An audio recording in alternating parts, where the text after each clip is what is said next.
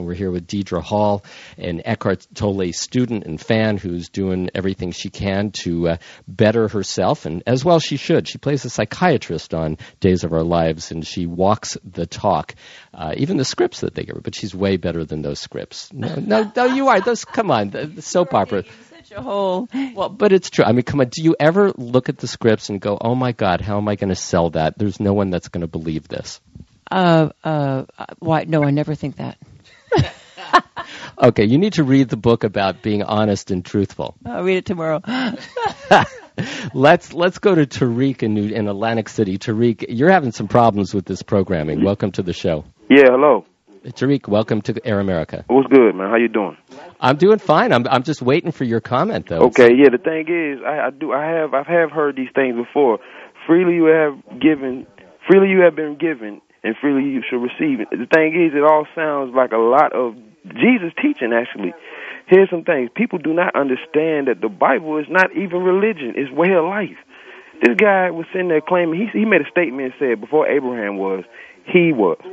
Now, here's the thing. The people begin to pick up rocks to bust this man upside his head. Tariq, I have no problem. Tariq, I have no problem with what you're saying. Can you turn down the radio or whatever it is in the background? Because I want to hear just you once. Okay. Okay. Now, he said, before Abraham, I am. Now, that was the same phrase which God spoke to Moses to tell Moses, look, if they ask you who, say, I am. Now, here's the thing. The people picked up rocks to bust Jesus upside his head. You understand? Because they didn't have a spiritual discernment. So, in other words, Jesus also mentioned that in the later time, like what we are now, that there would come up men who would, profess that they, you know what I'm saying, come up with the, a doctrine. Tariq. It's wild, Tariq, man. Yeah, it is wild, and I have to confess that I'm having a hard time following that. But here's the thing. Let's go to You can follow Eckhart Tolle. You can follow what I'm saying. Stop playing now. Well, I'm doing the best I can. Well, guess what? Maybe I'm not as smart as you. I'll break it down simple for you. It's like this. Apples have seeds in them. The earth produces freely. We don't pay for nothing that we get from the earth, right? That's spiritual for you. The thing is, you got greedy men. Sometimes they're more white than black, okay? But I'll say this. Things is looking a little funny here on earth right now. And it's because of all this wickedness and greediness that's got things shaking. Okay, we can agree. Agree. I know, because which is why let's talk. Let's speak. One second. Upstairs, I'm all right. Hold on 1 second. Let's translate. Let's translate to politics. One of the things that's a very important issue on this show is that we really want companies and corporations to be triple bottom line, to care about the planet, to care about people, not just profit. They don't. No, I understand. But they care about it. I understand. And one of the ways in which mankind has been controlled through the centuries has been economic profit, right? Well, not just that, but also by greed, lust.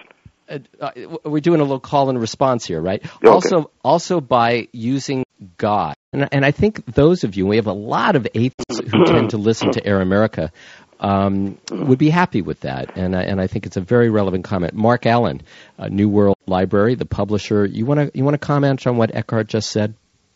Yeah, well, I think he cuts right to it, and I think his view is all-embracing. He is totally supporting every word that Christ said, and illuminating for many of us Christ's words in even deeper ways than we ever thought them. I think his work is very Christian and completely compatible with the Bible. Reek, what do you think? Okay, see, the thing is, I agree with him right there. Now, the thing is, being that you got more publications of that which he originally understands, I'm all good with that. See, the thing is, if it's already out there, why create a byproduct? That's like for example, herbal products and pharmaceutical products. Like, they have medicine that they create to, basically outdo what's already out there. You know what I mean? It's sad. Okay. But I know it's greed perpetuated. I understand it. Yeah. Okay, Tariq, thank you so much, my friend. Let's go to Nancy in Santa Barbara. Nancy, welcome to Clout with Diedre Hall and Marc Allen and Eckhart Tolle here on Air America. Well, I'm one of the people that's really for this kind of conversation. But the young man who just spoke, I assume he's young, kind of this sort of dovetails in on him in that I think a big stumbling block for people to start talking in these categories, is that it's so intimidating for so many people, and it seems so presumptuous to believe that you can find a deeper purpose, a deeper meaning from like your parents, your peers, your ancestors, or like that fellow, his religion. And it's as though searching is an affront to the past or to your accepted social structure, to all the things that people have given you as this is the direction of your life. And, I mean, I can even think about it having discussions with my father, you know, being careful of how to tread on not stepping on what he has come to believe. And I just think that far too often we're just afraid to go there because it's just not acceptable. Marc Allen, publisher of The Power of Now, you want to respond to Nancy? You know, that's a very good point. And what came up for me when you said that is, I know we have all these feelings, and yet we do need to change. We've got to change globally. There has to be major changes in the way we operate as individuals and as societies. And I think Eckhart is really in the forefront of pointing the way, saying we can change the way we live our lives, and we can change the way this world works. And isn't that really what all of us who are involved in politics are going for anyway? We don't like being involved in this particular war or any war.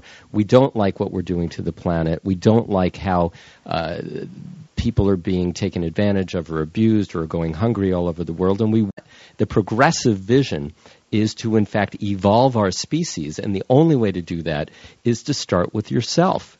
So that's why I'm very excited about this. And it's almost unanimous that people...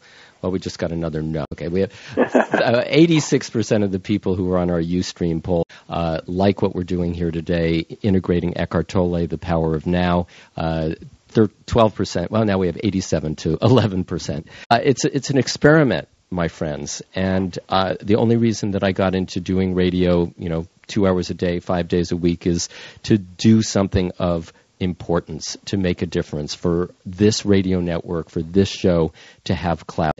It's an honor to have the people that I have with me on this show. I'm here with Diedre Hall, Days of Our Lives, Marc Allen, New World Library. Let us go to, let's see, Julian, who do we have on the line?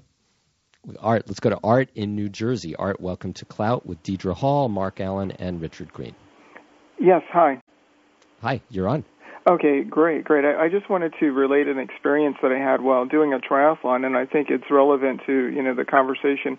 I hinted about this on Ustream.tv, where I was doing a triathlon, and actually twice during the competition, I had this feeling of complete peacefulness, and where essentially I didn't worry about anything. I didn't have any particular thought.